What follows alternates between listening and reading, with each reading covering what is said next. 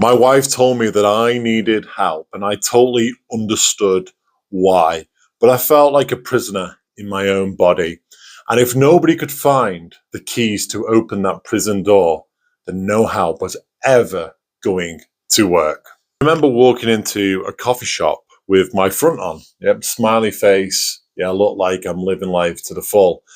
And I remember being deep into a WhatsApp message with my wife, and I was trying to figure out what was actually wrong with me. And I'm very appreciative of my wife. She's very supportive. And her message back was, Scott, you need to go and get some help. And I understood why. And yeah, I needed help, but I felt like the right help wasn't actually out there because I felt like a prisoner in my own body. Yeah, I didn't feel anything clinical, and I didn't feel burnt out, and I didn't feel, depressed. I just felt like really confused what was actually up with me. And I thought that no help was out there because I don't see anybody really talking about the drift as I've named it. And I knew it was something totally different. But what I felt like a prisoner in my own body. And I felt like it was only me who could find the key to open that prison door and set myself free. So I actually stubbornly didn't go and get any help. And most men don't. We resist getting help, even though we probably need it.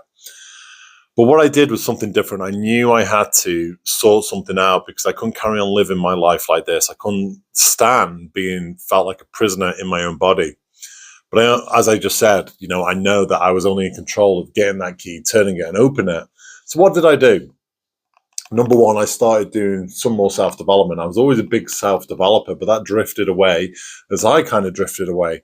So I started to get up early in the morning and do some self-development on myself. Yeah. So number one, that is what I did. But number two, I started speaking to other men openly about it. And you would be amazed how many people have also been through something similar. Yeah. Especially those high performers, maybe in a job, in a career, or in a business.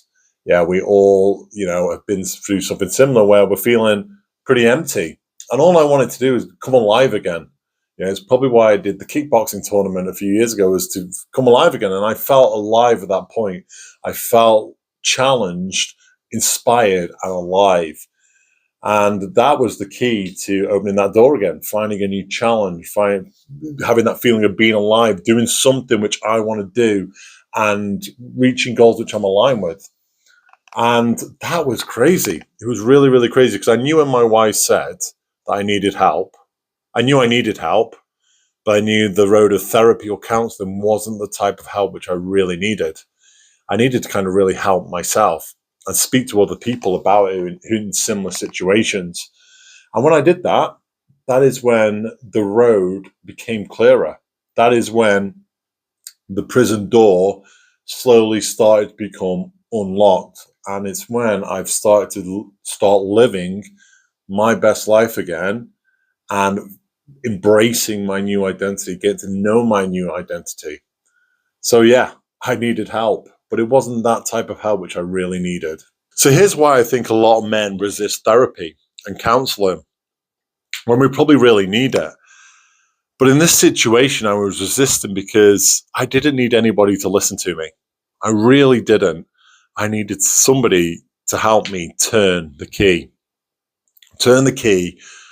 and open the door to getting to know my new identity and giving myself permission to walk into the shoes of that person with that new identity and giving myself permission to become alive again and doing stuff and things and which aligned with me and pulling back from the drift, the life drift, which was, when I look back, I talk about it being a big 2 years, but it was probably more of a drift over 5 to 6 years.